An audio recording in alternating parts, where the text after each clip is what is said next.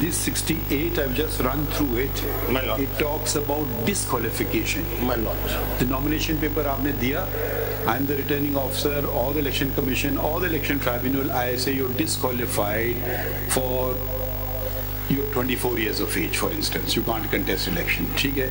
You are a bankrupt. You can't contest election. You have not paid your bijli ka bill. You have not contested. You're not a graduate, etc., etc., etc. This paper gets rejected. Where is the power of the commission or the tribunal to say that you're disqualified for life? The next election comes along, you are disqualified in this election, you again present your paper. I again look at your papers, and again I find, no, you are not qualified for these reasons. How an earlier disqualification, suppose now I'm 25 years of age, suppose I filed 24, naturally I can't contest elections. Or I'm a bankrupt. No, I'm not a bankrupt. Or I'm a loan defaulter. I've repaid the entire loan. Or I've not paid my electricity bill. I've repaid everything. So that will not travel through.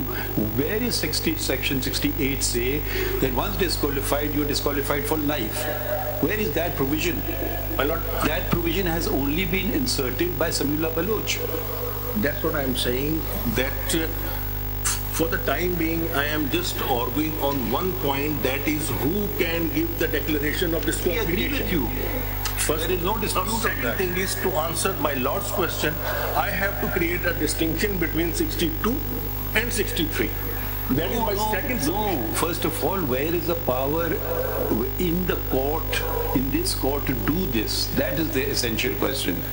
Court has to determine whether he was qualified on the day of nomination under 62, 63. वो reject कर देना उसे, और अगर उसने गलत बयानी से किया उसको रिजेक्ट कर दिया. पर नेक्स्ट इलेक्शन जब आ रहा है तो how is he still disqualified, ये बताए ना सिर्फ point.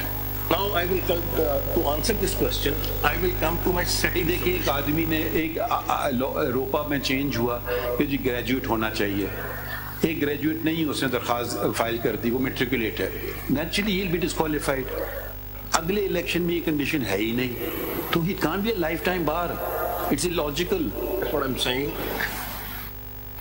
Article 62 may, if there is a declaration that person is not honest. Why he was not honest? Because in my case, now you've taken a leap of faith. No, my lord. No. लेकिन अब आ जाती बात ये leap of faith वाली. So you are saying honest. Now honest. Suppose okay, let's take another case. Make it simple. He honestly declares in his nomination papers that he's a matriculate. He honestly declares in his paper that he's 16 years of age. Honestly, उसने लिखा 16 साल का हूँ. Consequence तो वही होगा ना. If he is not 16 years of age, भाई वो कह रहा है मैं हूँ 16 साल का. If he is not 16 years of age and he is 14 years of age, आप बात नहीं समझ रहे हैं ना. 25 साल का सिर्फ लड़ सकता है ना इलेक्शन. वो सचमुच कहता है मैं 16 साल का हूँ. वो सचमुच कहता है मैं ग्रेजुएट ना हूँ. आप इसको नेचुरली कांट कंटेस्ट इलेक्शन. सो ये जो ऑनेस्टी और डिसऑनेस्टी वाली बात तो becomes irrelevant. It's a factual determination. That's what I'm saying. Fact. Who has to do the factual determination? चलिए ओके, आगे बढ़े. मैं Only election tribunal through recording of evidence. We've understood the first point. Please now my move on to the next point, please. The duration part. इसी पे देखें ना, जो first आपने कहा कि प्री इलेक्शन जो उसकी नॉमिनेशन पेपर की रिजेक्शन है, that does not cover the grounds mentioned in 68. वो तो होने ही आफ्टर द इलेक्शन है. After the election. तो इसलिए वो तो just rejection of the papers. That's for your arguments. That is my argument. कोई डेक्लेरेशन कोई फर्दर नहीं. वो क्वालिफाइड था या नहीं था पहली डेट के ऊपर, वो तो रिटर्निंग ऑफिसर ने चेक करना है ना. अगर रिजेक्ट होगा तो अपील हो जाएगी, अगर कोई अपोज करेगा तो भी अपील हो जाएगी. ठीक है ना. मगर बात क्वेश्चन इज दिस के आफ्टर सेवरल इयर्स वो कहेंगे even at the time of filing your nomination paper you were disqualified. That declaration is to be given by which court? Election tribunal. Election tribunal. Understood that, Mr. चल अब let's proceed further. एक बात इसमें और बता दें. Election tribunal क्या disqualification 60 article 63 से हट कर दे सकती है? और अगर कोई डिक्लेरेशन वो कर दे कि डिस्क्वालिफाइड और वो डिस्क्वालिफिकेशन 63 में नहीं आता, नहीं क्या उसकी बुनियाद पर नहीं for even for single day he can be barred from contesting? Election tribunal has to decide on the basis of 62. for qualification. No, and disqualification in 63. This is clear. If any declaration is made by the tribunal, which is not in accordance with Article 63, whether on that basis, even on the declaration of tribunal, somebody can be debarred from life or even for a day. No, my lord. Without trial cannot. Even trial is conducted, the tribunal come to the Even after trial it cannot. वो कह देता है कि disqualified. Without the ground given in 63, he cannot. Mr. Forum, could we just summarize what's happened? Your submission is that, first of all, disqualification can only come through a plenary court of plenary jurisdiction, plus the election tribunal and the appellate forum hearing that election tribunal's appeal. That's one. And declaration cannot come from any other source. Change here. मैं कुछ और कहना चाहता My lord. So this we've understood. I'm just saying that the premises on which Samuel Baloch proceeds is that once that declaration is in the field, that you're disqualified. My lord. Unless that declaration is set aside, you remain disqualified. My That's lord. the premise of Samuel Baloch, My number lord. one. Number two, Samuel Baloch also says that declaration is not right in your face, saying that you infer from the circumstances of the case. For example, वो कहेंगे कि आपने misdeclaration की है, इससे infer कर रहे हैं आप honest नहीं. Because nobody is directly, इस पे तो evidence नहीं ना आप honest है, I mean आप infer कर रहे हैं. That's what Samuel Baloch also says. So you construct it, you say कि आपका form गलत था, आपका ये गलत था, इससे हम कंस्ट्रक्ट ये करते हैं कि आप अमीन नहीं हैं. These are the two premises on which Samuel Baloch proceeds. Now we just need to understand whether at all the fact that the disqualification stands can continue forever, and if that disqualification was taken into a criminal proceedings and he went through age, 63 age, and went through a actual conviction, he comes back.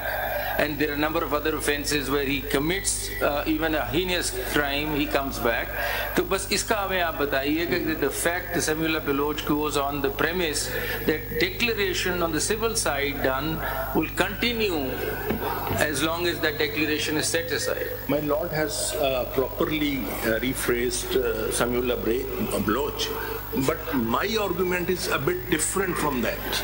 Right. My argument is any declaration coming from a high court in a constitutional We jurisdiction. understood that's not a declaration. So that's all not a those declaration. declarations So are the out. only court of plenary jurisdiction is elected. Understood. आगे चल. Now, the whole argument revolves around whether Article 62 and 63 are inherently same or distinct. If they are inherently same, they can be used interchangeably. Then we can interpret 62(1)(f) in view of 63(1)(h). But if they are distinct, then we cannot interpret these two. We cannot try to resolve the ambiguity. So I have to demonstrate that Article 62 is distinct than Article 63. Is it not dependent? Article 62 is not dependent upon 63. No, my lord. How do I demonstrate that? If I just go to Article 62, it says, a person shall not be qualified to be elected or chosen as a member of Majlis Shura unless it talks about an event prior to the election. Yes. जल्दी करें ना, पढ़ चुके हैं. Yesterday. My lord, 63. I don't see much turning on your point, but चलें, proceed with it. A person shall be disqualified from being elected or chosen as and from being a member of Majlis Shura if in 63 after the election, after the he becomes member, the event, any of the event given in 63 can trigger and he can be disqualified.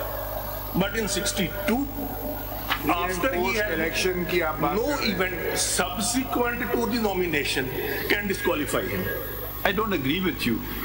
Because if that is the case, then a non-citizen can contest elections, which is not provided for in 63, which is only provided for in 62.